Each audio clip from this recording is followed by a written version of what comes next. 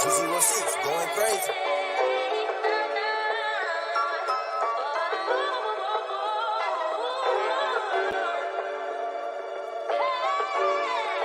DJ, this a hit.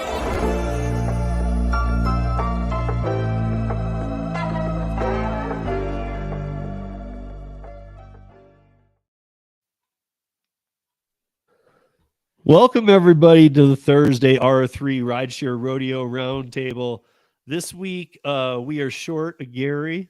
And before I introduce everybody else, I do want to mention that intro. You guys are used to the Maximo intro. That is another one of Gary's apps. You can go to garysapps.com and you can download the new Gig Wars apps. Red, who started these Gig Wars, then got with Gary. Gary made the app. It's pretty streamlined and cool, you guys. It's really fun. From what I've watched more even than that promo and other things. But tomorrow night on Driver Nation, Red's going to join me a little bit. We're going to talk in the first hour about the Gig Wars and how it went from just something they were doing to this app, because the app really kind of added a whole new flavor to it, in my opinion. But now let me introduce everybody here. So we got John Dash Theory TV. No Gary, like I said. We do have Zach Drives Fast in with us tonight. We got Kim's Side Money Plans, and of course we got Hannibal is Hungry. So we're here, guys, and thank you for joining us. I say oh wait, it's a good thing I just read that, because that's March 9th. I was about to read a bunch of stuff that we talked about a month ago. So let's just jump right in. Okay, I had the Gig Wars in the wrong place here. So I want to talk. I don't know if it was Driver Nation or this show, but last week we talked about on one of them, and I just want to mention it again real quick, because it's been going through my head. I've had a lot of people email me, even on the audio podcast side, specifically on this. I get a lot of emails on the audio side, but specifically on this topic, on this, what's going on in Connecticut. Yes, it is true, and some people are having explanations on why this is. Like, well, at this rate, they're just getting it handed to them, and okay, but this is not a rate that anybody makes. So, in case you guys aren't familiar, and we didn't talk about it last week, in Connecticut, it's one of the states going union. The proposal that's actually real and on the table right now is for $36 an active hour and $1.30 per mile. No, $1.30 per mile isn't the best, but $36 per active hour. I had to see how that actually works out in real life. Wait, no. $36 guaranteed per hour for active hour, like a Prop 22. But you're getting $1.30 for mile every active mile too. Plus, so both together. Okay, you're getting both.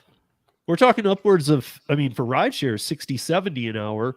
And for delivery drivers, we're talking $45 to $50 an hour. Wow. I know some doctors in their third year practicing who are just starting to get out of debt, and maybe they say they make about that after 3 years of being a doctor. Is this I guess my point is some of us do hustle like that, and have sometimes we can really make that money. Is this going to be sustainable on any level? I honestly think Massachusetts is in bad shape too. But I honestly think Connecticut is the perfect state for this. They don't have a Boston. They don't have a New York City. They do have decent-sized towns, but one state's going to have to just go for this, because I think too many people have a view, and this is what I was getting emails on, about whether or not these companies would truly pull out. And I had a lot of people questioning me about California when AB5 and Prop 22, before Prop 22 went into effect, that, well, when it came down to the 11th hour, they wouldn't have really left. Almost every one of those people who I probably had 20 emails last week, and 2 of them only were around working gig work then. The other 18 weren't here. And I can tell you without a doubt, they were ready to leave California. This wasn't a bluff, you guys. I don't know how many people think that, but it was no bluff. So that's going to be, you said, like $1.50 a mile, 36 an hour, and then plus tips, right? $1.30 an hour. And this applies to Instacart. It was supposed to, again, it was just like all the states, just supposed to be for rideshare. Then they added it in last week. It already has the support of so Connecticut has is very overwhelmingly Democrat, so it already has the Senate support and is expected to pass the House. But next week. it's plus tips too, right? Yeah. That's not sustainable. I mean, I'm telling you, dude, I'm not trying to like belittle our industry at all, but everybody earning on rideshare, everybody earning $70 plus an hour for active time. Come on, dude. Then you just get Gary's apps. You set the filter to 1 mile or whatever you feel like doing that's going to like just keep you in a zone safe and not care about the pay, because why would you care? So, I mean, ultimately that's going to go to the customers to end up, paying the drivers that, and the customers aren't going to be willing to spend that money. Yeah, that's going to cause crazy inflation there. Well, this is also the union employee model. To be honest, I think we're going to see Uber and Lyft do what they did in California and say, serious, because they didn't form the Flex Association for nothing. I mean, they're now like, even though they all hate each other, they're together on this, on where they stand. And I honestly believe they'll leave. I think Gary has a good comment. Why would you do any skilled job? Just everyone would just do rideshare. Exactly. There'll just be a bunch of cars driving around. Well, I mean, I guess the thing there becomes, not only how are they pricing? So they, like Zach said, they'd have to price it out so high. Does ridership go down? And then obviously, if everybody quit their job, we're already oversaturated. Can we? Where did they come up with the $30? Where did they come up with the $36 an hour? Like, where did they come with that? So that's their okay.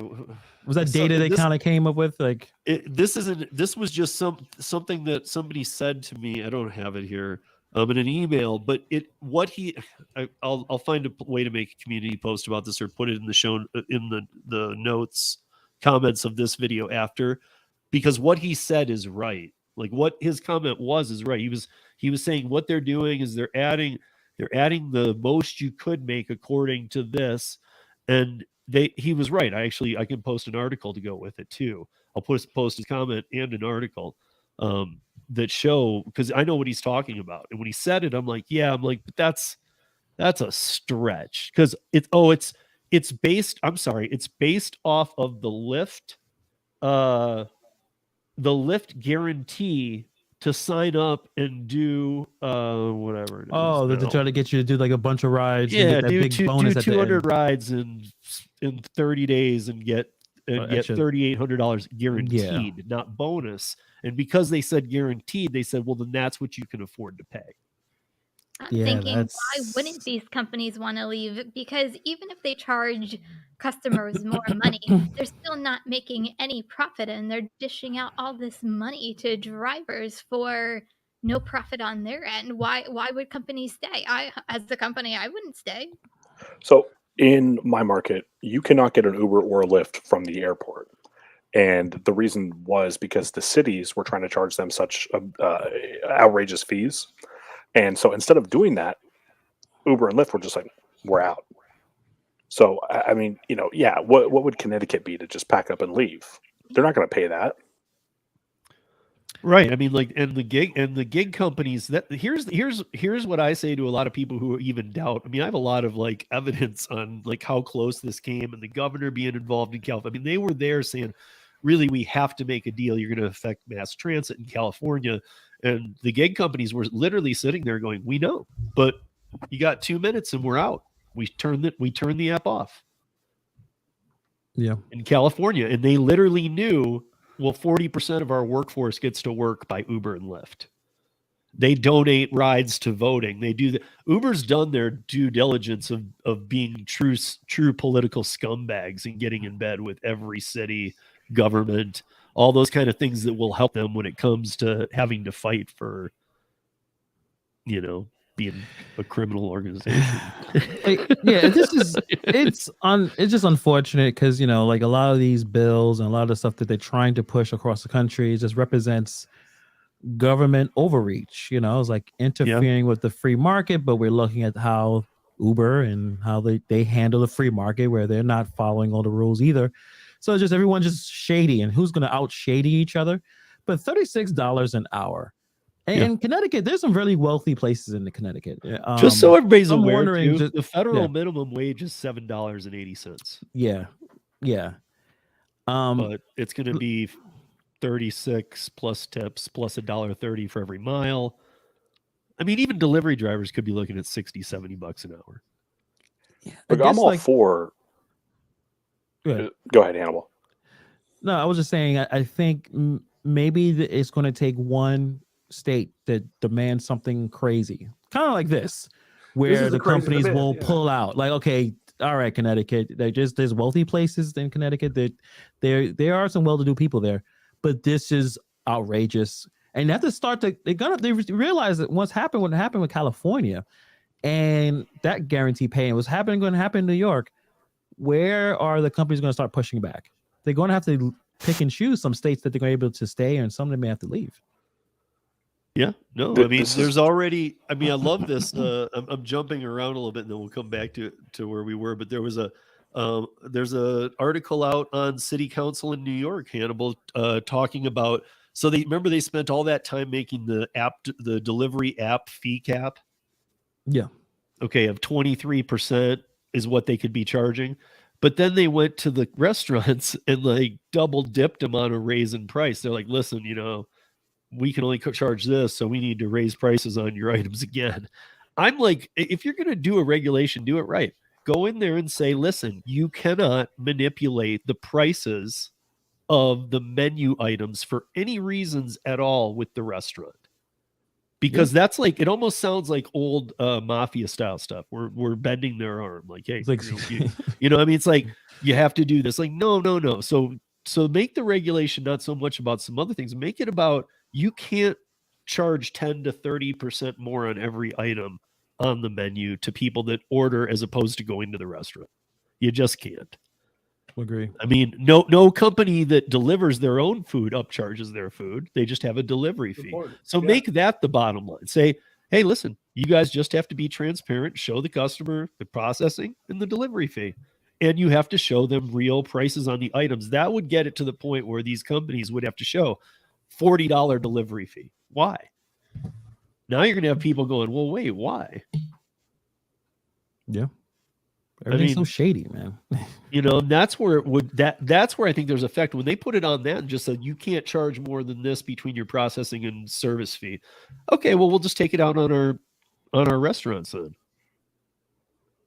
Yeah. I mean, it's going to be one thing or the other. It's like in Connecticut, we were just talking about, they have to raise the prices on the riders. It's like, okay, listen, make the legislation make sense. When you leave them a loophole, that's like what's going on here in Colorado. When you leave them a loophole, of course they're going to get on board and say, yeah, we don't like it, but that works. But now here's the news from today. So the New York City Council is it says considers, but they're very heavily leaning to a bill to loosen delivery app fee cap, meaning get rid of it. I think they found the same problem I did or other ones like it. Like, dude, this doesn't do anything. It's not working. The intended purpose is not doing what it's supposed to be doing. Yeah. And so I don't know. I mean, when I hear stuff like that, I'm just like, again, government overreach.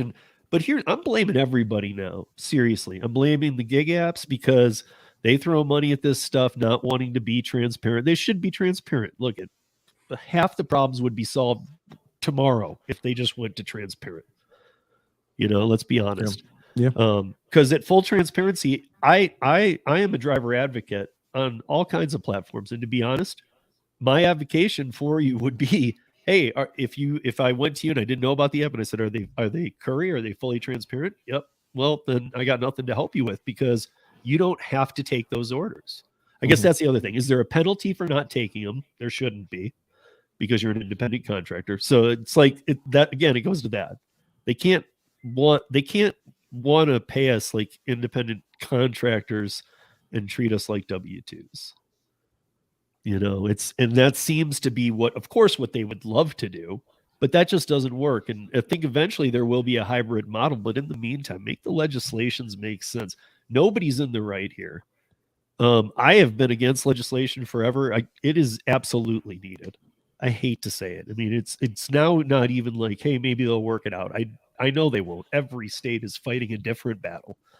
In Zach's state, what did I just read? This came out today. And this is not good because this is what I was warning everybody about. And I think we all were seeing about, this is for Seattle. So I don't know, Zach, do you get any of that Tacoma or Seattle gig worker money that has come into play? Nope. Zach's just north of that area, you No. guys. So. No, I don't see anything extra, man. They're still screwing with us up here. Okay, so that, like Sergio and Chris are big fans of it. I can see the point on some of it, absolutely. But here's a problem. So this just came into play, and gig workers are to receive paid sick leave under the new Seattle law. This is as of this week. So now they're going to get sick leave. But here's the thing that it really got to me. Like, I was just reading some of the things that that could make beyond the sick leave. And it was okay, here it is. So in 2012, Seattle became one of the first cities to require businesses to provide sick leave for gig workers, 2012. And they have medical appointments or need to help care for a sick relative or safe leave if they need to care for themselves or a family member because of domestic violence, stalking, or sexual assault. So like you can be an Uber driver, and I'm not being a jerk, guys, but you can be an Uber driver, and if like my cousin or my sister gets stalked, I can take paid time off. But usually when the government's doing any type of administration of these type of things, good luck getting that pay from the government. All the bureaucracy that's going to be between you and that pay. I mean, I'm sure it exists, but if you've dealt with government bureaucracy, you know what I'm talking about. I just know that they're that close to unions because everything they're adding, and in those negotiations in Seattle that they're talking about from back in from last year involved the taxi limousine commission, the TLC, the rideshare companies, because it was supposed to originally just be rideshare. Why shouldn't they be TLC certified or under the same standards? I agreed with that. I knew it would go farther and get to delivery and all these other things. It did. But like when it was TLC, the government, and rideshare, that was the original party supposed to be agreeing. When they actually showed up for a 2-day agreement, there was a fourth party involved, the Teamsters. So to clarify, the thing in Seattle was this isn't new; it just became permanent. Well, it's talking about how now it's going to apply to the gig economy. In 2012, it happened, right?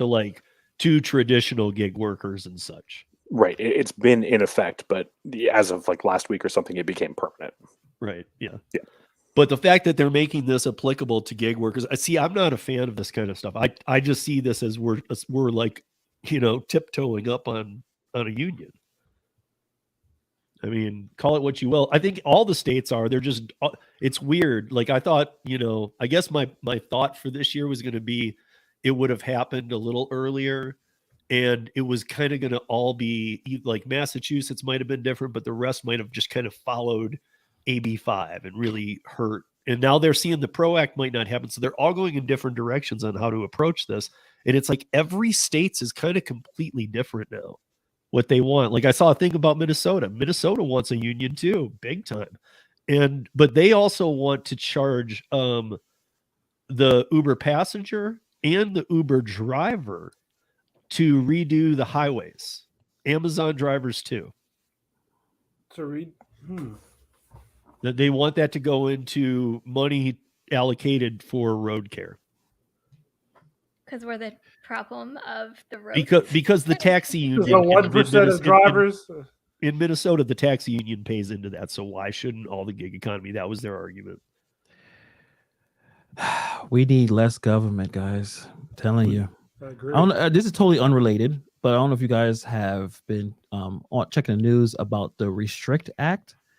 I don't know if you guys have been checking that out, but it's been the whole thing about banning TikTok. And I think it's interesting. I think most people do believe that it should be banned, because it's connected to the CCP. But this act that they came up with basically gives them like Patriot Act type powers, where if they think that whatever platform is a threat to national security, they can just turn it off. Right. And everyone is like, wait a minute, wait. All right, we're cool with the banning the TikTok, but why we're giving the government so much power And I just feel like a lot of these things it's all well intentioned. Like even when you're talking about, Uber driver may have to need to take a day off because something's happening with their family. I mean, it's weirdly specific, but I understand that argument. But the more power we give them, the more issues, and I do believe the unions are going to come in and they're gonna have their hands out. They want some of that money. It's just, yeah, it just is not. It's not a good look right now, overall, locally and nationally. It seems. Look, it's not like all five of us are up here just bashing unions. We've had many episodes where we talk about there's time and place for unions. I think that, like I was saying, I don't think anybody's in the right. I think the governments are confused. I think I think the rideshare companies are fighting for, and the app companies are fighting for how they were never ever developed to be employee model systems. If it ever came to that, like if it would have happened right out of the gate with Uber, they would have just closed right back down. I mean, it wouldn't have ever got this far. So it's like you let it get this out of control without regulations. What'd you think? And then they were following the PRO Act several times. And now they're like, okay, well, we can still make a lot of state stuff happen, even if it's not the PRO Act. And now it's even just getting sloppier. It's like every state's going to have these weird rules. Like even we have one that's going. That's going to be weird. Yeah. And then I had her on the Para Presents that we do every week. And I asked her, that was the second time I interviewed Stephanie Vigil, who's a Colorado House member here now. And we found a flaw in her system. I mean, in her legislation. I was like, well, what about this? Isn't this a loophole for them just to get out? And she's like, oh yeah, we'll have to look at that. I was like, dude, seriously? You have a senator you already have a senator sponsoring the bill, and you're a freshman in the House, and you had another House member, and all you two wrote it and then got a senator to sponsor it, and none of you noticed, wait a minute. So I understand that she was a gig worker, but it kind of goes to show the lack of understanding when the government gets involved about what it is that we actually want. Yeah. Yeah. Well, and she speculate. They think they know, but are they really talking to gig drivers, knowing what we do on a daily basis to make bills that actually are that middle ground between gig workers and these companies? I doubt it. Well, like Zach said, she was a gig worker for one. She might even still be. I don't know what she's making as a House member, but that's one of how many government officials or legislators that are trying to pass these bills, and they're trying to get things passed. Like that's just one. You can't tell me that every single person who's trying to make all these bills and everything else that's going on knows what a gig worker does, how much they make, what the true accounts are, what we do on a daily basis, how many miles we drive. Like no one knows that except someone who actually does it. They're assuming they know just based off of probably what they read and the data they collect, but do they really know? No.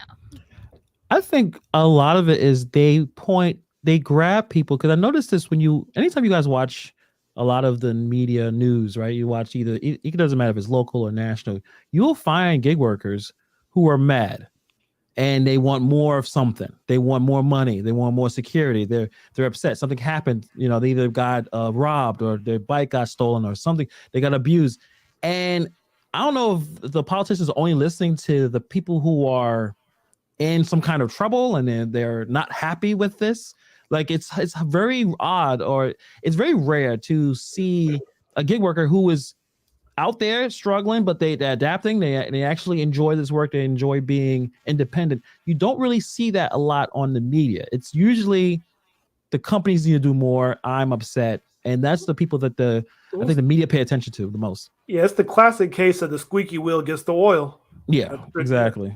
Yeah. So Kim and I were on the Show Me the Money Club a couple months back, something like that, and they had a gentleman on. I can't. This is terrible. I can't remember his name. Kim, do you remember his name? Jeff. Yeah. Okay.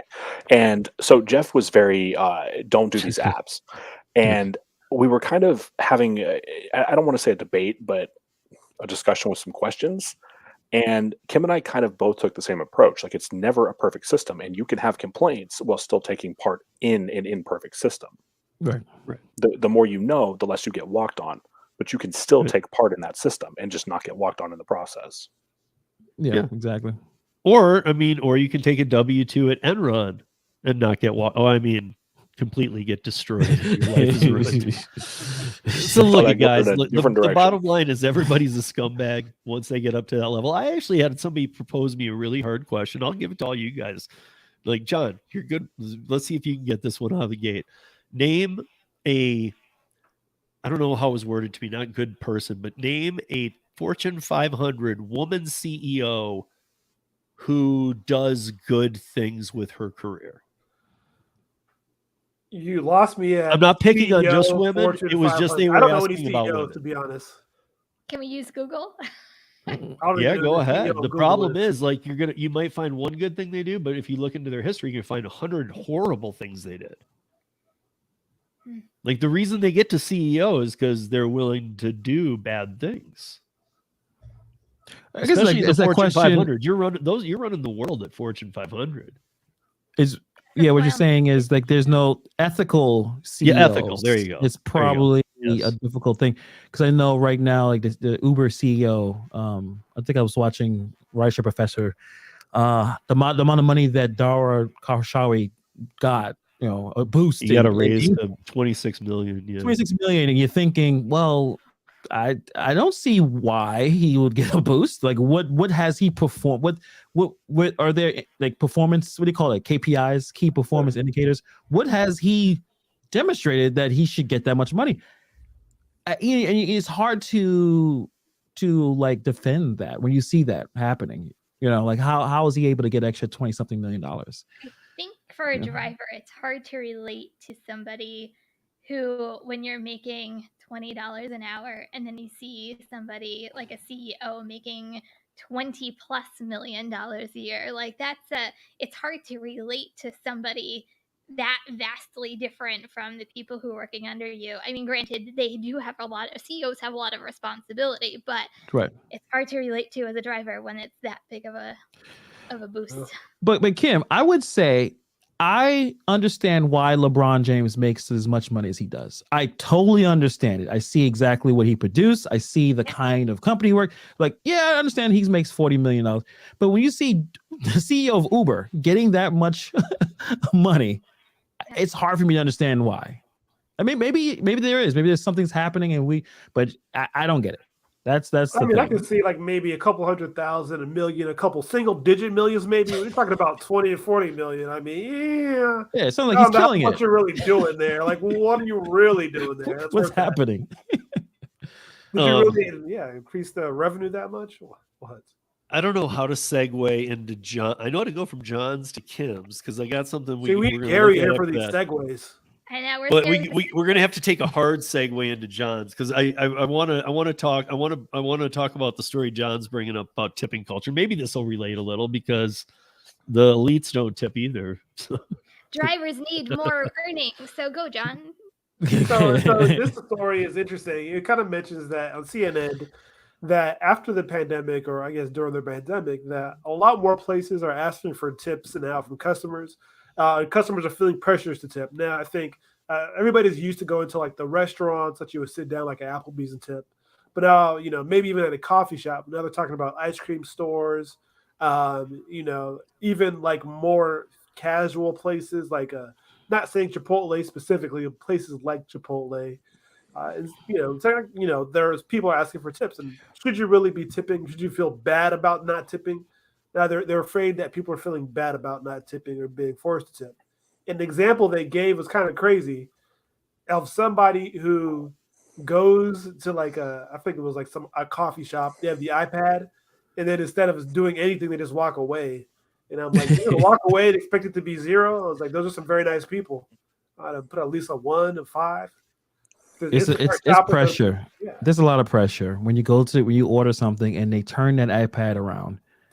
I tip all the time, right? But obviously, it's I'm deep in the gig economy, so of course. But I think this is not helping us as gig workers, true independent contractors. Not talking about waitress and wait staff and then bartenders. And they definitely need to get tipped because they don't get paid enough from the restaurant, obviously, or the bar.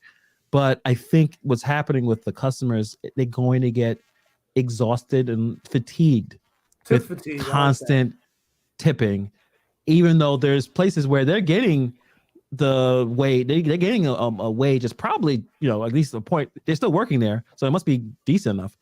To a point now, when they're ordering the DoorDash, they don't want to tip because they may have already tipped when they were pressured to at, the barista and at the other places. So like, it's not helping us when other places are trying to get tips too. It's because it's only a finite amount of money here. So I got a quiz. I got a game, we'll call it, that I came up with. Talking about I should tip or not. So I want you guys to give your answers: to tip or not to tip. An ice cream shop, but it's one of those nice ice cream shops that like Cold Stone, where they add the mix-ins or the rolled ice cream, and they make art and stuff. Do you tip or do you not tip? Yeah. Yeah. Wait, what if it's just a good ice cream shop, mom like and a pop? Baskin Robbins. Yeah. That's still different from like a mainline thing, but it's kind of a hole in the wall. I mean, I would tip at both. Yeah, I'll tip. Yeah. Dude, I'm bad though. You know what? I spent so many years in this. I'm not bad. I'm good because I spent so many years in the service industry. I tip everywhere. I really do. What about your Amazon delivery driver? Do you tip your Amazon delivery driver? No, son. No. You knew what he got into. Sure. Okay. So here's another one. Don't drop my box on the ground. He's talking about tip you. Plus, they never stick around for tip anyway. I mean, one time I did one of these Amazon grocery deliveries, and it had it in the app. Do you want to tip? I tipped that time. I was like, okay, it's a little different. But I think that's different though. That's going through like Flex or something. Leaving a box and you don't know when it's coming. It can come at like 9 o'clock at night while you're asleep. You don't know that they're coming.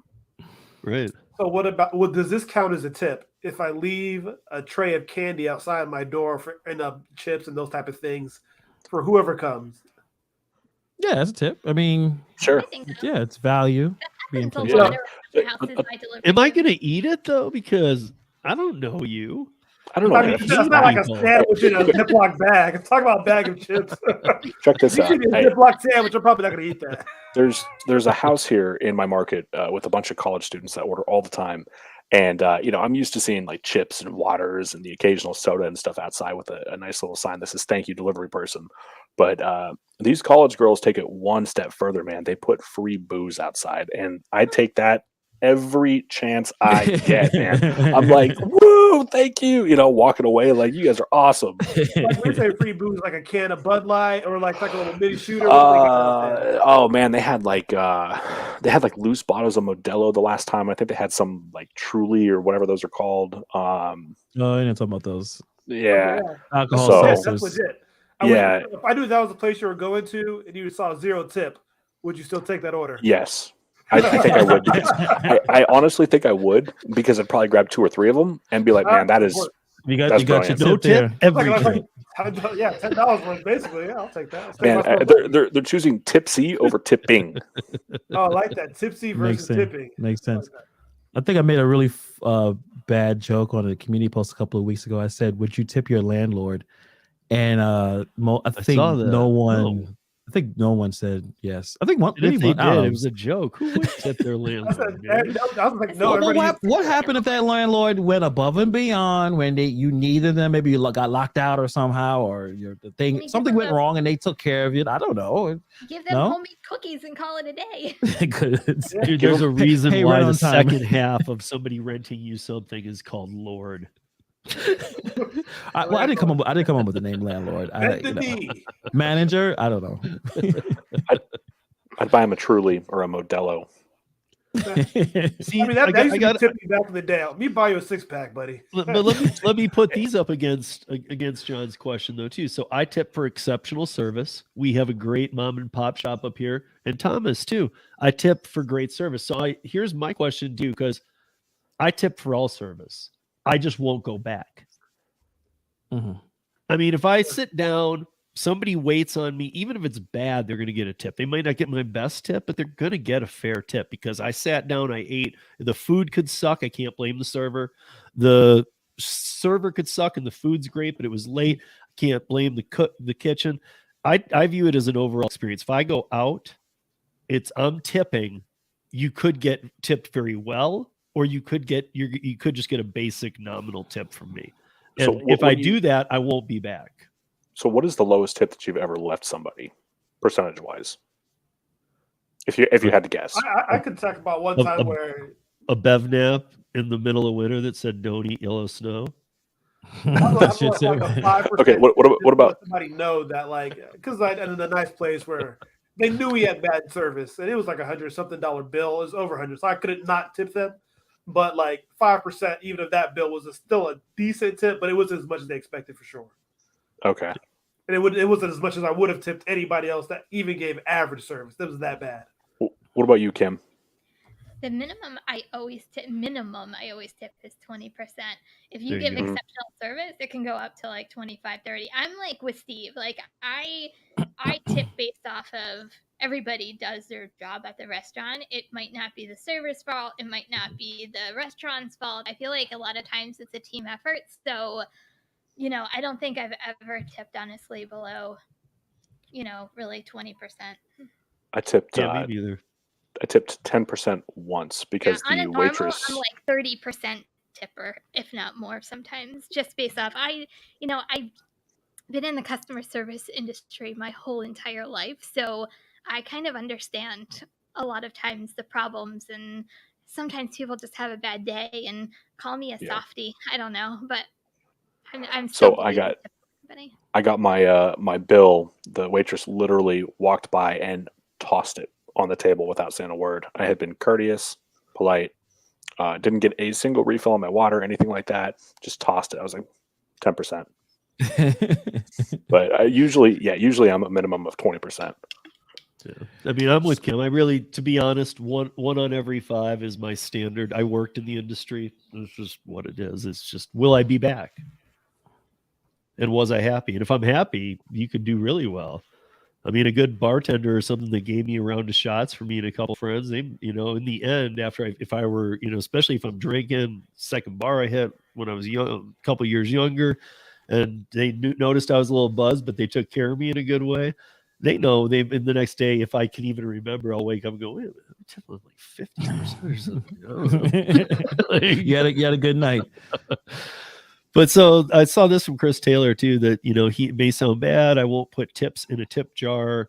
I can't be guaranteed that employee are getting the tips. Plus I only tip servers or bartenders because they get paid half minimum and get taxed on tips. That is true. But however, as a 20 plus year veteran of bartending and working in restaurants, if you're smart, you're only taxed on the credit card tips. So yeah, they rather have that cash. They rather have that cash. When you give them the cash, they appreciate it more. We don't claim that. The tip jar is interesting. When I used to work at a dog boarding place, which we had a tip jar too, even though we were all paid hourly, the manager would notice anytime the tip jar was full, no one would put any more money in it. So when it was full, she made sure to empty it. So when it's empty, someone would put a tip in there. Because they'll look at it, just this empty little box, the picture of the dog next to it, because it's a dog boarding place. But she made sure, like, okay, if it has any kind of money or big bills in it, take it out, so more people could tip as they come in. Yeah. Just keep the quarters in there. I also believe that if you're like a really good tipper, say you go to a restaurant, a bar, wherever, and you're consistent with your tipping and you're always good, they're always going to remember a really good tipper. And actually it will kind of pay for itself down the road, because you'll be known at the restaurant, bar, wherever you go to, for just being kind and nice people. There's a restaurant in my market, Indian Joint, and me and my last girlfriend used to go there all the time. And it got to the point that the waitress wouldn't even ask me what I wanted. She was just like, "Hey, Zach, the usual?" "Yes, please." And my food would turn up 10 minutes later. So yeah. So she knew she was going to get 40% out of me. So Aaron, in Alaska, you should know this. You live up in Alaska, bro. If you don't, we just put you back where we found you. So. No, he just won't do out of an avalanche. That's all. So I got a question for you guys. So Steve was just talking about, if you're smart, you didn't actually get the cash tips. Are any of you worried that when you file taxes as a gig worker, that when you need to claim cash tips, they're going to be like skeptical, like that's all you made in cash tips? No, I always worry about that. Really? Because I mean, do you really see a lot of cash happening these days? I don't. No, but like, that's just it. Like, cash tip. I'm like, man, I'm claiming like $45,000, $50,000 in driving earnings, right, from previous years, and it's like I'm claiming maybe $400 in cash tips, and that's like. But you're claiming a lot in credit card tips, even at what may look abnormal to them high, because you get those big tip DoorDash orders and stuff, those unicorn type tips, and to them it's like, well, man, even if he did get some cash, he's paying it huge here. So, like, yeah, I don't know. I feel like they understand. They're not stupid. They understand that, that nobody's using cash really. That's fair. I mean, I know they are, but there are some places where I have had to use cash or something, forgot a card, and they just look at me like, oh. And I remember the days of like, I used to mean like, oh, thank God he has cash. Now it's like, dude, what are you doing with that? That's the opposite for me. There's a few bars, especially after the pandemic, that they're saying cash only. There's an ATM in the back. And I'm like, I don't know what kind. I know what they're doing. They're underreporting some stuff. Like, we only made this much this year, because it's like, well, the ATM is in the back. So, well, like, if you have the ATM, then you could have got the card readers and the iPads. But like, no, cash only over here. But you can get some money in the back and then pay for your drinks. So I'm thinking like there's certain spots where they're being a little shifty with their earnings too. Yeah, I can tell you that there are things in every state. There's a mechanism in place in ours. Like, we have state spotters that come into bars. So if they start kind of questioning your earnings, they send people into your bar at around close or a half hour before. They sit at the bar, they drink, and they watch it shut down. They watch 2 o'clock come across, all the caps go on the bottles. They take a couple pictures of your bar where all your bottles are. They're trying to track your inventory. They might do that a few different nights in a row and then come back the next day on each event and see where it's at, and then see what, and if they need to, they can call records. They can say that they need your Southern, your Budweiser, your Coors, all these receipts of what you've been buying. So now you're involving all these other companies too. So maybe some smaller places can like pull that stuff, but I hope you don't want to go too crazy with it. Yeah, you don't want to go too crazy, man, because they're gonna, they'll know. Like, well, how are you buying $20,000 of product a week but you only make $18? I don't get it. Donations. Yeah, right. Not good. But so Kim, do you want to tell this and then I'll try and play it? Yeah, so it's actually really amusing, and if you can get the video to work, it'll actually be even more amusing. I have it pulled up. I think it doesn't work. Yeah. There was an Amazon delivery driver in North Carolina, Raleigh to be exact. Someone caught it, a TikToker caught it on video. There was a police standoff at a house in Raleigh. Police cars everywhere, lights blazing, like cops everywhere. This Amazon delivery driver decides he still needs to make his delivery at the next house over. So goes through the police and tries to start going up the driveway. And then finally the cops are like, what is this person doing? And they stop him. So the cops take the package from him to actually bring it to the house, and the delivery driver starts to walk away. It turns around, takes a picture, so it's delivered. And the whole entire thing is they were in negotiating phase with a standoff of the person that they were trying to arrest, because they had multiple warrants out for his arrest for like assault and something else. But yeah, determined Amazon driver tries to make delivery even though there's cops everywhere. Yeah, and so I'm going to play it, you guys, because we hear a lot of these type of stories, but this one's pretty good. Like, even the, I got to say, even the, watch him going in, but really watch him coming out. Clueless. I mean, it's, I got to say, it's pretty, yeah.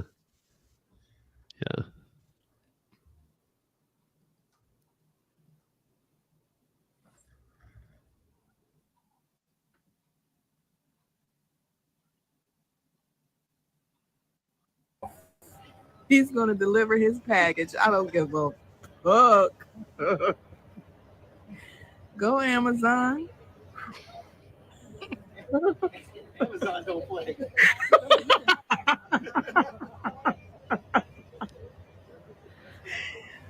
Oh my God.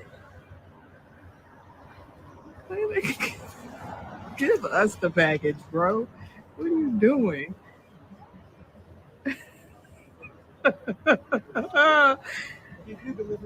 Amazon is this shit. Look, he's taking a picture. It made it there.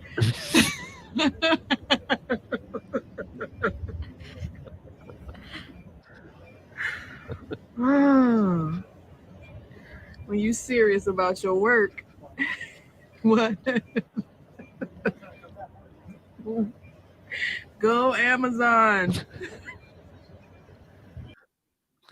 Okay, so is it because he's just oblivious and he is just in his own world, or I just see Bud Soda put a comment about Amazon being wild about production and getting things done, and I would say of all the employees I see out working, the most stressed out that I've seen, like physically stressed out, are Amazon delivery drivers. They're overwhelmed. They're probably overworked. They're probably not getting paid all that much. UPS and FedEx, I think they're more trained. There's more training for that. I used to work at UPS a long time ago, but Amazon employees are really like everything they do is timed and managed. I know the warehouse employees, I'm sure you guys saw stories about that. They bathroom breaks are situations where they have to pee in the bottles. Like it's crazy. It's like, so I'm wondering, like, is he just so worried? I mean, I think he's a little ridiculous. I mean, he should have been more self-aware of what's going on. But is he like, okay, if I don't deliver this, I'm again. I gotta be honest. Look like that's probably it. Why is everybody parked weird? I'm like, he thought, I am not getting fired today. I don't care what they all think. I'm not getting fired today. But if I have one more late delivery, package not found, I'm done. I mean, you guys, it's a great. I don't know if you remember the Emirates ad where it's real. It's not green screen fake. There's a whole video short documentary on YouTube about it. In fact, where the stewardess stands on top of the building in Dubai. I mean, she's clamped to it. It's the tallest building in the world. She's in her stewardess uniform, and they have an Emirates plane go right by her. And she's just standing there. Like, it's impressive. It's impressive to watch her go into this training and how they're going to have her clamp down. And I mean, it's crazy, but it kind of reminds me of that. Like, Amazon could use this. Like, we'll even get it to crime scenes, guys. Nothing stops us. I feel like Nothing stops Amazon. Perfect commercial for them, man. It's like they need to rebrand like Amazon, no matter what. No matter what. Because maybe that was a gun or a 3D printer so that the guy could print a gun and have a good chance of fighting the guy in the middle of hostility told them same day Amazon delivery ordering one. 2-hour delivery, man. How long can I hold these guys off for? If that were me, if I were that driver, hold off. If I were that driver, man, I would have saw those lights and be turning right back around. Yeah, man. obviously. Not today. Yeah.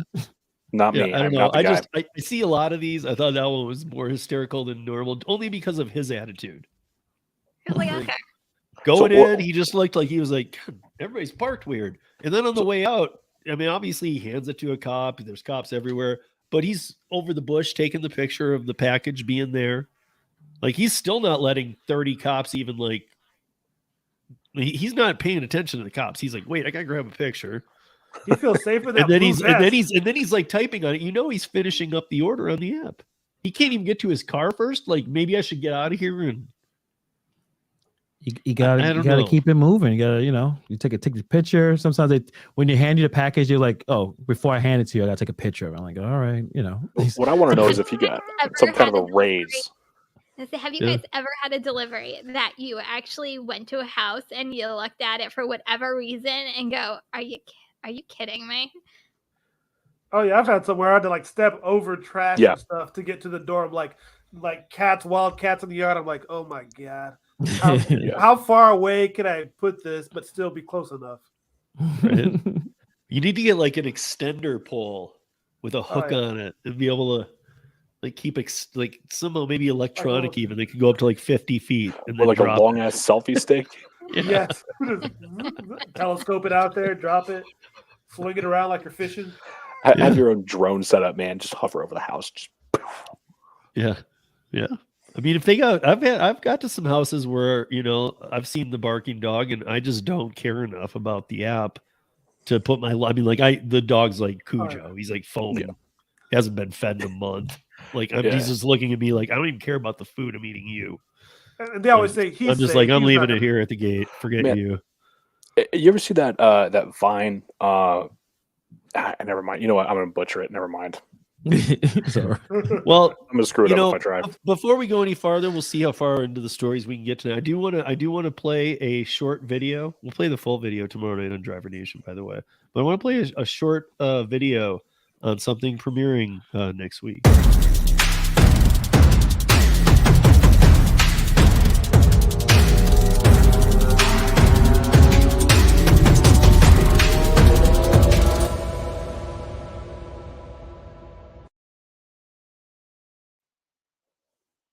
Whoa! Like, what's going on? It was right. There's some production value there, man. This thing better be good. I thought it was Zach and Kim running away from like an exploding vehicle or something like that, and dive somewhere. Like some lethal weapon. That's not a bad idea. Hey, that might be the next one. I'm here for it. I'm totally here for it. That was pretty cool. Congratulations, guys. Can we? I mean, I know we couldn't before, but can we talk about it? Yeah, you can. It's out in the open, so we can talk. So the premieres next week. Do you guys want to just give a quick little pitch and say a little something about kind of maybe? I know you guys will over the weeks be figuring out what exactly, or over time, exactly it'll change. Things will be moving parts, but what your concept is, when it premieres. Go ahead, lay it on us. Okay, so it's premiering next Wednesday at 8 p.m. Eastern, so that would be 5 p.m. Pacific. I'm sorry, I don't know what Steve's time is. I'm assuming Steve was 6. I don't even know. 1 hour in front of Pacific. Okay. So you guys don't count the middle of the country. I get it. John and I are nobodies. We just fly over it. Standard time. Arizona stays the same. Arizona's we're just it's always 2 hours or 3 hours. It depends where you're at. Arizona does it right. And even Arizona, if you're on the Navajo reservation, then that's a whole different thing too, because they do have daylight savings. For the rest of the city, you're fine. Okay. Well, anyway, it's premiering next Wednesday on the Rideshare guy. I think it's going to be a lot of fun. So hopefully everybody joins us every Wednesday. It's going to be every Wednesday. And it is more about, it's basically a version of Show Me the Money Club, but for food delivery and a couple of last mile things, anything kind of gig work related. We are going to do different segments, which, Zach, you're better at talking about the segments than I am. So go for it. Yeah, so we're going to do a segment called Hot Off the Press, which is anything news related, newsworthy. We're going to do a segment called What the Funny, which, if the name doesn't give it away, it's funny segments, interesting things, humorous things throughout the gig economy.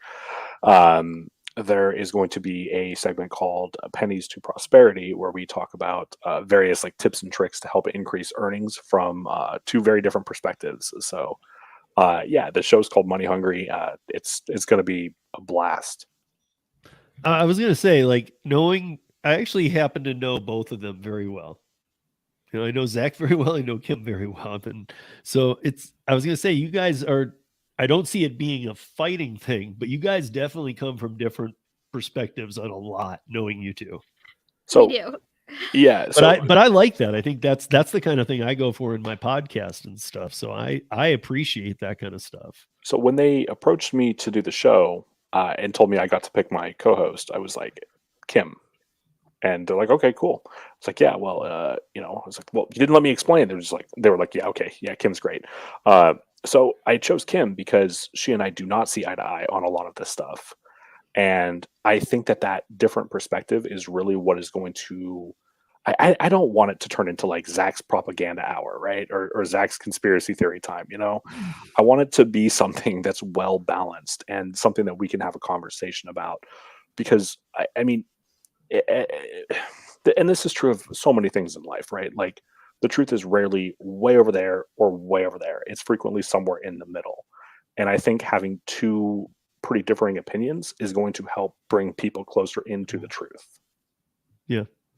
I don't see it as Zach's conspiracy or anything.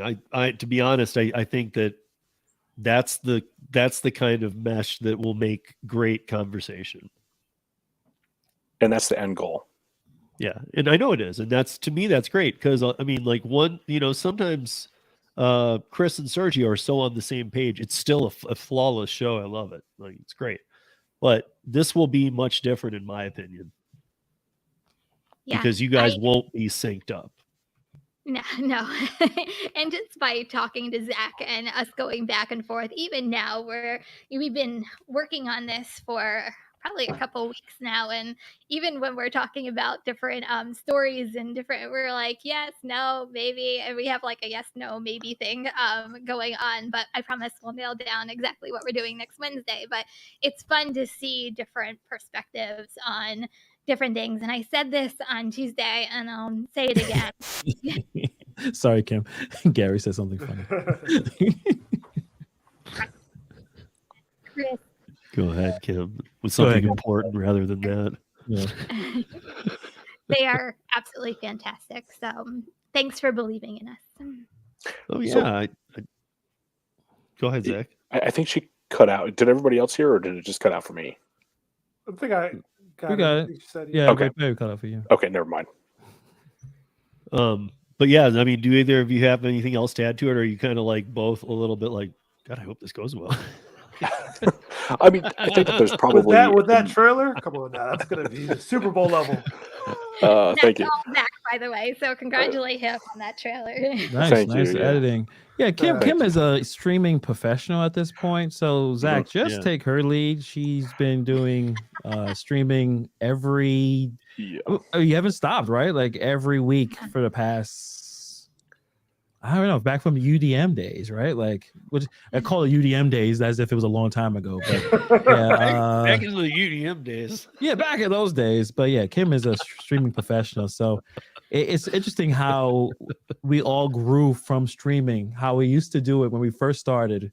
I mean, I don't know, Kim, have you watched like the streams from like maybe like a year ago and see how the difference I was scared.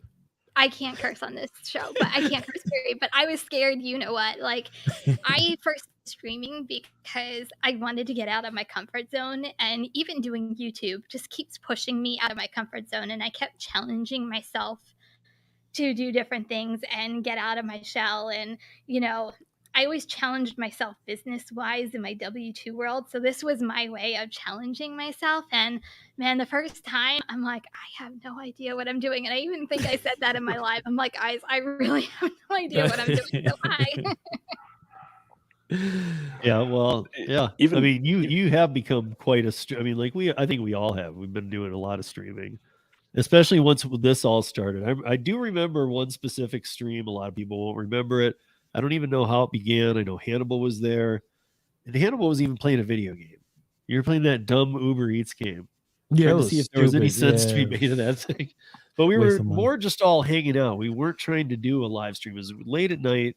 It was impromptu. I was doing a test before we did a premiere for Hey Ho, or a re-premiere of the movie. I wanted to see if we could have 9 people on there, and really wasn't being done a lot in this space. And I remember Pedro came on. Bud Soda was there. Hannibal was there. Flex was there. This is way before the lounge. Gary was there. And there was like 7, 8 of us. And we were just going to do this test, but we ended up hanging out for hours. And it's still I still remember that being a very fun stream, because like things were said that none of us once said. Like we just were treating it like not necessarily so bad, but just things you normally don't hear out of us, because we thought we were just having a conversation within each other. And that's what it is with streaming. You don't want to take yourself too seriously, right? Clearly, you don't want, you want to have fun. It's a conversation you're talking. As long as you're prepared, obviously. And I think, Zach and Kim, I think it's going to be a great show. As long as, you're going to have the gig workers, food delivery people coming in, representing. I'm sure Bud Soda will be there. He's definitely going to be there. Yeah, well, I think we'll all be there. More the merrier. I think that's kind of the message. Like, we want it to be fun, informational, and we want some people, every delivery driver out there, to get something out of it weekly, even if it's to take a break for an hour and sit back and relax and listen to us talk and banter back and forth and, get something out of it, hopefully. That's why I won't miss it. And I'm really The grateful. same reason Zach said is this the reason I won't miss any week. I'm going to want to watch you guys not argue, but because I think all of us here agree. We don't like that kind of setting. All of us here don't like the settings where it's like argue with people, really get angry at them over gig work, and actually cause problems within the space. I'm not about that. I don't like that. I think it's going to be a good conversation with fact based because they're not just pulling stuff out of their tail. They're going to definitely research these things. Yeah. Oh yeah. And to Hannibal's point earlier, having Kim with this much experience doing lives is definitely going to be a good thing. When we were filming like a mock segment, we had just the timing was impeccable. Like she said a sentence, I said a sentence, and she picked up on my serve and just knocked it out of the park. It was like, this is going to go well. Nice. Yeah, it was great. And Zach puts out a ton of videos. You guys all probably know this, but last time I looked, Zach has I've been on 2 lives with Zach. I think I've been on 2/3 of his lives. I've done a small handful. Okay. Not too many. But I think at one of the points it was just a few. Yeah. I mean you have done a lot of other lives with other people and stuff, and you present yourself as somebody who does lives. But I just remember I noticed that because I was like, well, you don't do lives. I forgot. You're gonna do them now. You're gonna put the reps in now. Oh, yeah. I'm gonna do them now. Yeah. Waiting on my equipment to come in, man, and I'm gonna set that stuff up, and I'm gonna be like, Kim, I know it's 2:00 in the morning, but we gotta practice right now. You gotta practice. Yeah.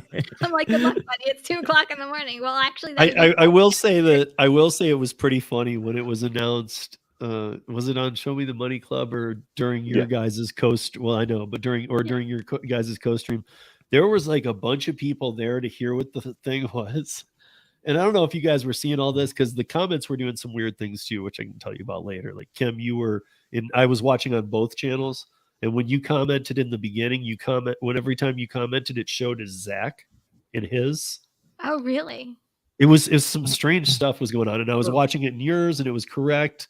I don't know. It was confusing me, but I will say that there was a lot of people who, when you guys were really building up to, why is Zach here? And you had that little play thing you guys did, and then there were people going who were almost bummed because everybody thought you two were a couple. I mean, there was 5-6 people in there going, "Oh, you're not together? I thought you hooked up or something." I found that pretty funny because I think it was all the building. I think I even said, I'm like, no, guys, sorry, I'm married. Yeah. Kim's gonna rock, I know. I always say, though, that whenever you say you make a big announcement, it's usually people assume you're getting married, you're getting engaged, you're pregnant. There's always something life-changing. People just automatically assume either, well, I guess for the best because it's all good news stuff, but no, that's not it. It's disappointed if it's not one of those big 3 things. So I got 2 more things here we should talk about before wrapping this up. I don't know if you guys saw that there was the article from today. It probably made the TikTok the thing that we always look at, the Daily Dot. But I got this one from Distractify. DoorDash, and I've seen this on other ones too. DoorDash driver paid $2.50 no tip to deliver 83 pizzas, $1,300 worth of pizza, no tip, $2.50. What, $2.50? You took $2.50 for that's partially the driver's fault. But good lord, how the cheapest? That's ridiculous. That's ridiculous. That has to be an error on DoorDash. I mean, obviously, no. I mean, this isn't one of the normal ones where we have to question it and go, "Is this just a TikTok?" Blah blah blah. There's some serious fallout on some of these articles, from customers being like, "What are you doing?" About right. DoorDash. They're just this is something they actually latched onto, and we're like, wait, these people aren't being treated well, even though we say it every day. Right. Like this one they caught on. They're like, "What do you mean you were paid $2? This is a lie. What do you mean?" And like all the proof is out there. Yeah, that's crazy. I think customers are kind of shocked to hear how low the base pay is when they're presented with it. Yeah. I mean, I gotta imagine that, you know, and I hear John too, that it's kind of his fault, but at the same time, like you can't call and ask if you're getting a cash tip, but to be honest, at that point you got to be expecting one. But all right, so let's say if I get, I'm not going to I'll never take a $2 one, but if let's say for instance it's $7 or something like that, and I go to the pizzeria and it's $83 of pizza, what I would do, I'm calling support. Hey, listen, there's a lot of pizzas here. Tell me how much it really is. Like, no, how much it really is, because I'm assuming it's hidden, right? And if it's not to my liking, I'm not doing it. I'm not taking 80-something pizzas, trying to figure out how to fit in my car. I'm not going to do it because I could just wait for a $7 one would take one bag of food somewhere. So that would be my approach if I came across something ridiculous like that much food. Because that's, like I said, that's a catering order. That's premium. That should be. I got to add in. I just saw a note from Zach that said that they were tipped $50. I didn't know this. Assuming we're talking about the same story. Oh, okay. Well, so, I mean, yeah, it was initial. Things, so. Okay. So, because that would be me. I wouldn't take it and hope. There would be no hope. I need to call. I will call and say, how much is this really going to give me? See, and I wouldn't even see the tip because I'd be using driver's utility helper, and wouldn't even see that offer. And I really, my driver's minimum of $6. Anything below $6, it doesn't even give me the option to accept it. Yeah. So I had a scenario like that. Yeah, I had something similar happen last summer. It was 28 pizzas, came through on Uber Eats at $11 for just a few miles. And so $11 is the hidden tip hidden tip indicator in my market for Uber. And so I was like, man, I'm about to get paid, man, like 28 pizzas, you know. And I show up and I get it delivered to a medical office. And turns out that the customer tipped $5. Man, I was pissed. I was like, you're a dick. Yeah. Okay. The hospital, you're assuming they're going to come up with a decent tip going to the hospital, but depends on who's buying pizzas. Man. It was like 3 trips back and forth to the car, man. My back seat was stacked. I was like, hidden tip indicator. I am set here. This is going to be a payday, and it wasn't. Yeah. Yeah, so I don't even know if it's a tip, Zach, but if it's the same article, it says tip. So yeah, okay, because the grand total was $52.50. The customers, and this is after the whole article. The article actually itself describing the incident is pretty bad too. Like she's got her entire car SUV stacked, her daughter's seat. I mean, 83 pieces is a lot. Yeah. But she took it for $2.50. The customer in the end did end up tipping $50, but I don't think they had planned on it. They actually were impressed that she took the order, brought it in, helped them out, and then they got it to talking. And it was like, well, what did you make on this? And that's when she laid it out and was like, and that maybe this is why it's getting all the attention from customers, not drivers, because she laid it out like, okay, well, yeah, I got paid $2.50 for this. Like $250? Like, no, $2.50. I mean, still, even $50 on what $1,300. That's what I ask. That's not even 20% of what. And 83 boxes where she's saying like to load it, she used carts, and then there were no carts to get it in there. What is that, like 4% or something like that? I'm not good with math. Something ridiculous. Sounds low. Yeah. So 50 off of 500 is 10%. Off of 1,000, that's it'd be about 4. That's like 2%, I think. Well, no, it's because it's 50. So you'd have, so if it was 1,000, that's over 1,300. It's about 3.8%. But DoorDash is like, it's low mileage though. You know, wasn't that far. So high paying order. Yeah. Well, even at $2.50, and they say 4 miles. Let's say it's 5, just to be cool. Just to be honest, let's call it 5. So DoorDash thought that a fair pay for that was 50 cents a mile, and that she do all the work. Yeah, she did. She took it. Again, I gotta sit with John on the one. Like, why would she take it? So, yeah, I would get there. I would unassign if I did take it initially, thinking that I don't know, maybe because sometimes the items unknown. Yeah, I'd unassign as soon as I saw like 83 pizzas. I'm with Hannibal on this one, man. That's a phone call to support. Like, hey, how much is this really going to pay me? Yeah, I will just. But call. do you think they're going to go? Oh, okay. Well, hold on a minute. Like, well, sometimes they will tell you. Sometimes they will tell you on DoorDash. Yeah, it was something that they were talking about a couple of, I guess, like a year ago, where and then there was some pushback on why are you going to call every time you get an order? Are you clogging up the phone lines with real issues with support? So like a back and forth. But I think it's, when you see something kind of odd, I think there's no problem. When you see all those pizzas, you're like, let me quickly call to get a clarification. Because I'm not moving this pizza for $2.50. So how much is it really? I would imagine am I wrong that most people just unassign or whatever you do? I would arrange unassign. Yeah, probably. Yeah. I think most drivers would probably just do it, man. Like the smart ones would probably unassign it, and the smarter ones would probably call support. That's true. Yeah. It's like very small community. I would say not very small, but it's probably 8 to 1, 9 to 1. Yeah. It's. Yeah. Regardless, it shouldn't have existed. Yeah. Let's just say that. I mean, this should have been a high-paying job. This should have been a higher base pay for sure. Yeah, I mean, it should have been the base pay should have been $50. It should have at least been a $6.50 and like, okay, I'm gonna gamble for the hidden tip. I mean, what is even at a low base pay on an order, you're usually way over 3.8% of the order total that you're making. And that included the tip. That was at the without the tip, you're talking about like multiple zeros before the 0.1. Yeah, 0.00012%. Something like that. Yeah. It's ridiculous. I mean, I don't know.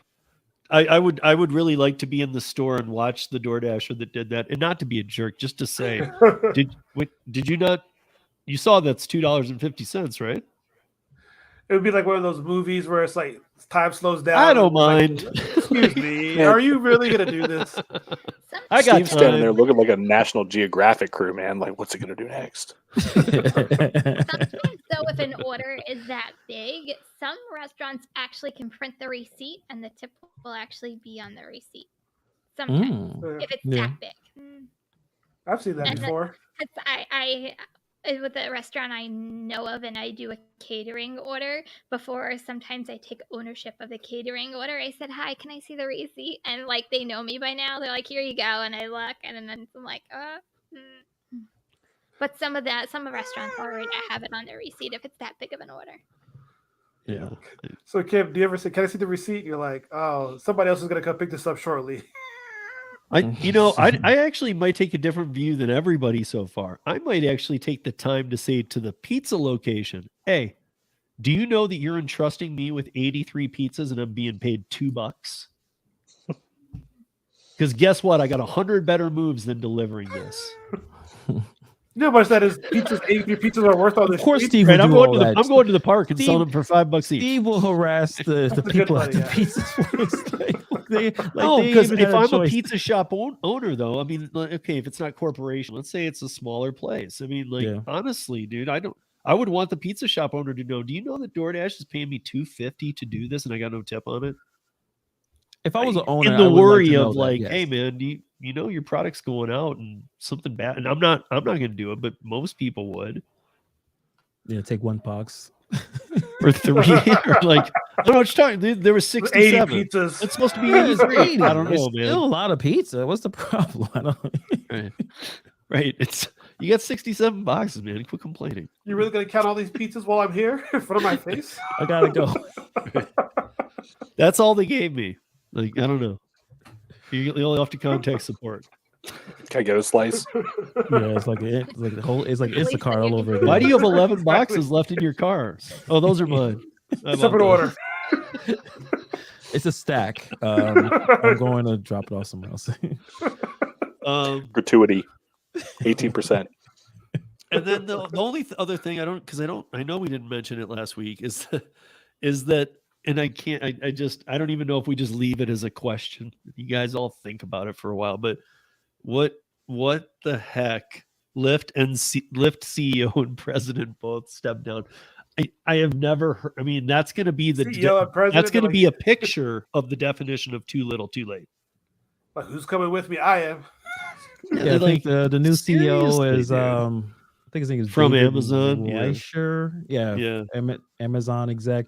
So there's some rumors about they're probably getting sold to Amazon, but I think that's not official, obviously. But it sounds like maybe. But it would make it seem just because he worked at Amazon, like he just like I'm sure he knows Jeff Bezos. Doesn't necessarily mean they're going to Yeah. be sold by Amazon. I mean, does That's- Amazon want to jump into that whole rideshare with a failing company? I mean, can they Amazon turn it Prime. around? I mean, I don't know. Yeah, I mean, they did with Grubhub. Yeah. Maybe they're into failing They turn it companies. around. Amazon Prime now includes Grubhub Their and new model. and Lyft rides. Amazon Prime. I mean, Amazon does pick losers sometimes, and not everything they touch is gold. But I don't know what they can possibly do to fix Lyft.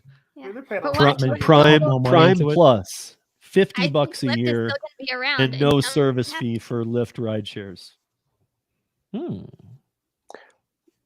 I'd be about that. Yeah, I mean, because you got to Well, average it out.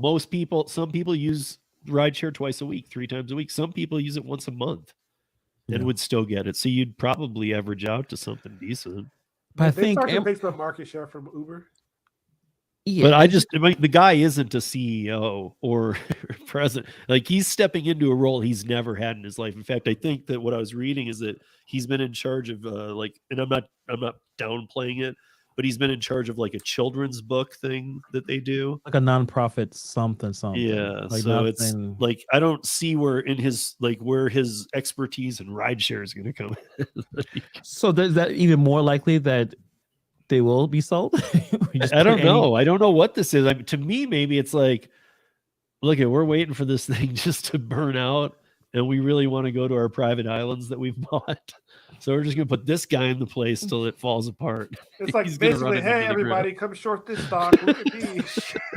Yeah, I don't think the stock went up when they announced it. But there Maybe was it's an slightly. article out that, and I didn't get to it about this same thing. So I've read about 4 already. So, but I saw it today, right before we were coming on live, that says that he has a potential in 3 years to get $1 billion contract.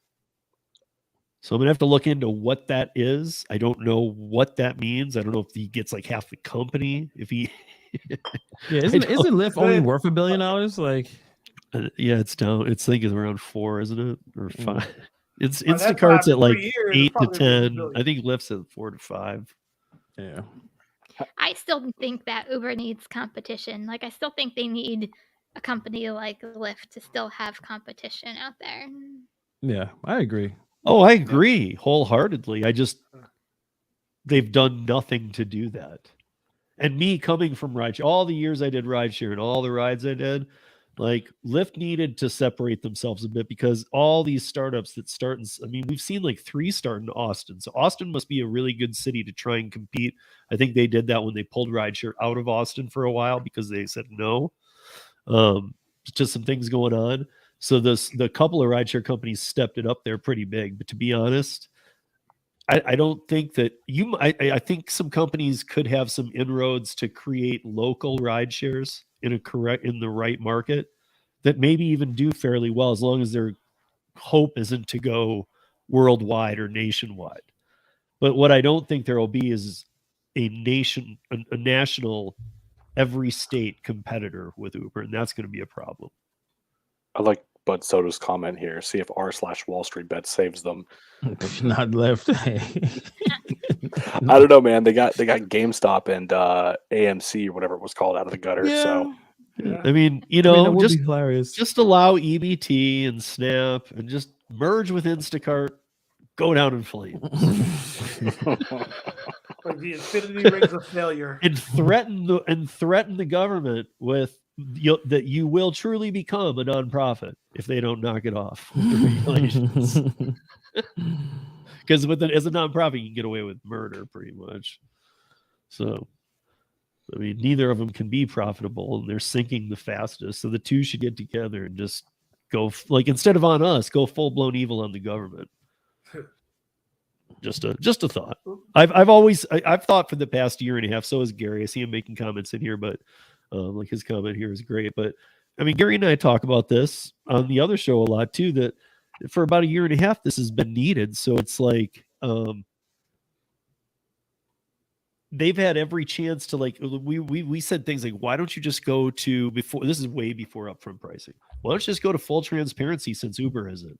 Why don't you go to paying the drivers more and somehow, however it is, figure it out? Just figure it out so that you're paying them more than Uber. Start slowing the onboarding down in cities. Start showing drivers that you actually have business for them. Start showing, go to higher pay model. Do all the things you've been worried to do, because you're the only other company that's in all the states. But instead, they literally followed the Uber model to the death.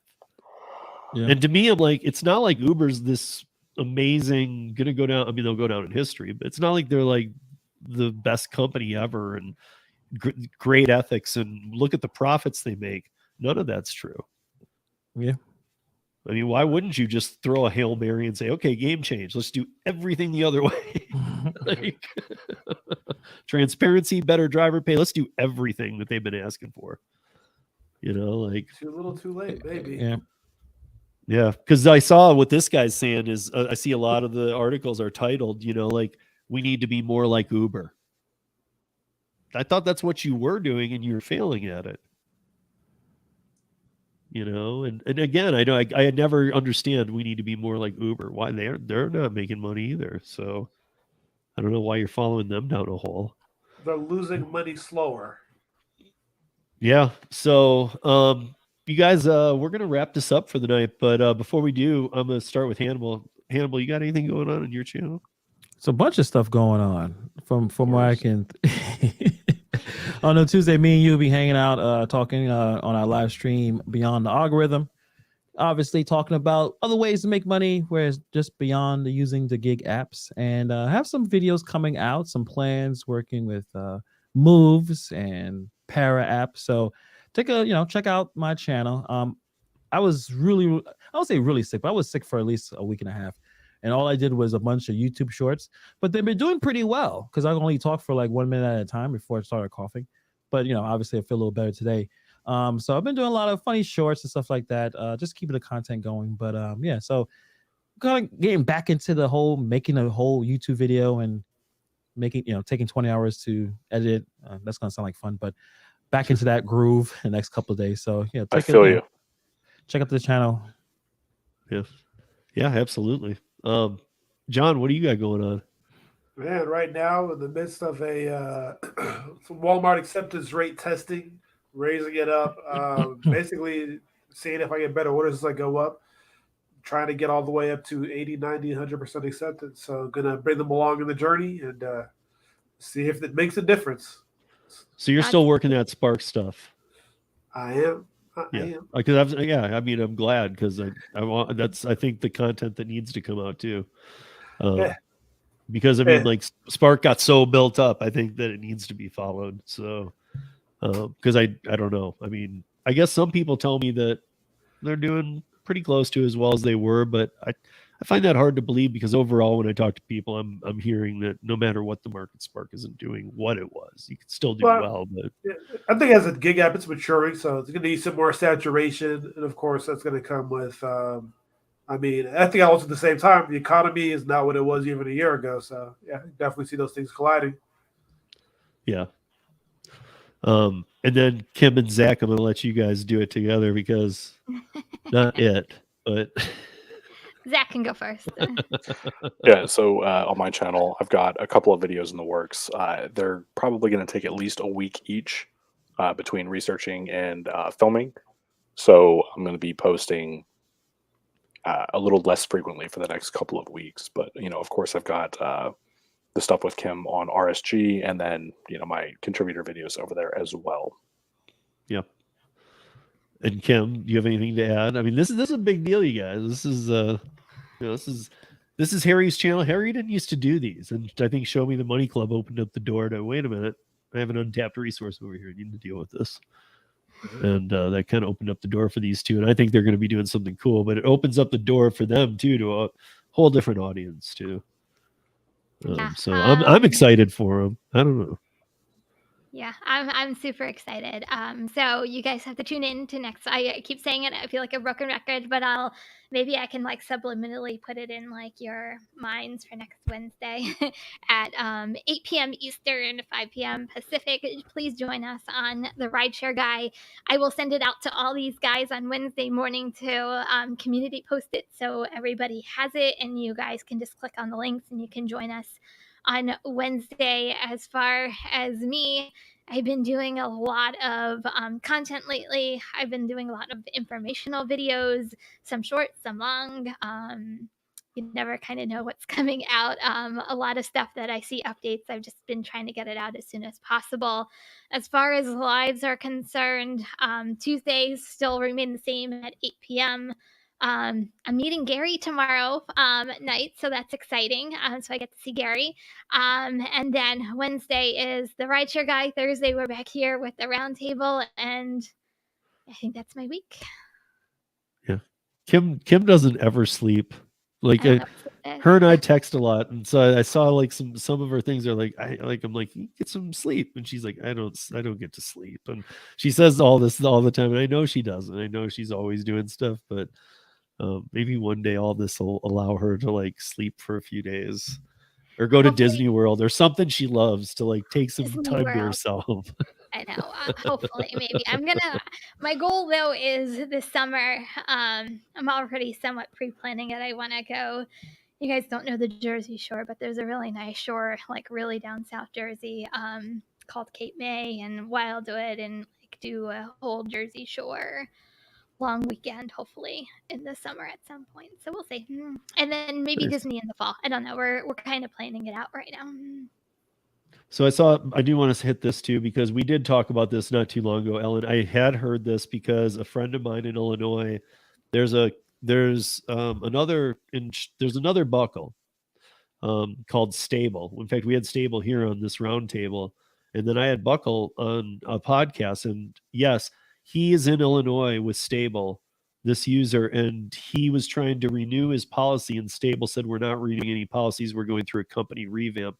And so he went to Buckle and wanted to get a bid from them, and they aren't even giving bids on the website anymore. So they are also in a shutdown. I'm not sure if something happened where the regulation is like throwing them off in all states, but they are, if not forever, they are at least for the time being, they are shut down.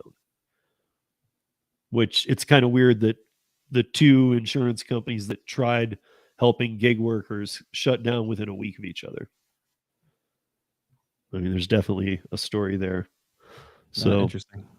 I'm hoping that they jump back up, but I'm guessing part of it's just they can't follow the different states' legislation. I gotta assume that's part of it.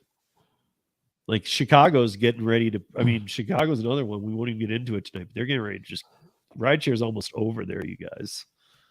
I mean, they're pushing for things that they can't do. I think we talked about it last week, but in a nutshell, they want all rideshare drivers to have to, or all rideshare riders to get the same right in a rideshare that they would in uncontrolled something it's called in the Illinois legislature, which means when you're in a cab, when you're on the train, when you're on a bus, and even when you're in a public or private building's elevator, which are checked by fire departments, nobody is responsible for what happens to you.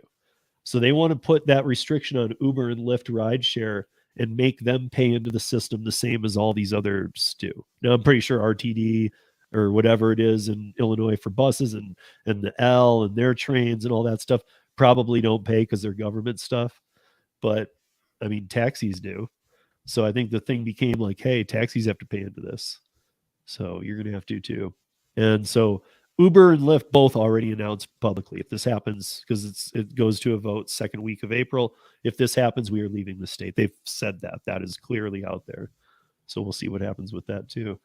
It just seems like all these states are just taking these different views on how they see the gig world, when instead of everybody just getting together, and I know this is not an easy thing, but if you can't get everybody together, that is where I say that regulation probably is needed, because that means you got a bunch of people who can't work out something. You can't just let it like be the wild west forever. I mean, even the internet, they started, I mean, it's still the internet, but we all remember when it started, they didn't know what to do with all the e-commerce stuff and all this going on. And it was just the wild west. It did start coming under lots of restrictions and this and that and the other. And there's still ways you can get to all kinds of crazy stuff and even dark web stuff that wasn't around then. But to be honest, that was needed. And if they can't get all these people in a room to agree on things, not just a temporary solution, and then later the unions come in, or this was a ploy to get a W-2 model. If that's the way they're all trying to head, it seems like it is time for each state to put its foot down about regulation. I mean, speaking of which, North Dakota was the first state to say, we all gig workers are independent contractors, and they solidified it. The House, the Senate, they solidified it before it became an ordeal and made it clear. So you gig workers in North Dakota are traditional gig workers. You live and breathe the same rules as other gig workers. So you guys already got what all of us pretty much want, because even these supplemental type things won't last forever. I mean, even if they do, they'll go way down. Because like Connecticut is a perfect example. $36 an hour, $1.30 per mile on all the platforms ain't going to work, guys. I know it sounds great. It makes us all want to move to Connecticut and make $90 an hour. But by the time you get there, it'll be over. So, I mean, maybe not Hannibal, because he can probably get to Connecticut. Yeah, I get a little faster. I get there in 2 hours. But I honestly believe that. I don't believe these are the answers at all. I think this is extra far reaching and just trying to piss the companies off to see what they'll do. So with that said, I want to make sure that I hit on all this. Oh, make sure that everybody catches the new show on next Wednesday at 8 p.m. Eastern, 5 p.m. Pacific on the Rideshare Guy, right? Yeah. Okay. And then I want to thank Zach for joining us. I want to thank all the amazing panel that we always have. And I see Gary's been in the chat the whole time, but couldn't join us, I guess. Late here. Gary. He's having fun in Philly. 10:30. Yeah, well, he's having fun in Philly. It's cool. He's just what you know. He's out and about, and then everybody in the chat, thank you for joining us as always. Love Thursday nights, and love having guests. I'm gonna start looking at having some other guests too back on. So keep an eye out, and we'll see you back here next week. And until then, before I run out the song, everybody loves the outro song, and if you don't, I need to know why, because everybody I know does. But before I run it, I'll run their promo one more time, because it's awesome, right? That's an awesome promo.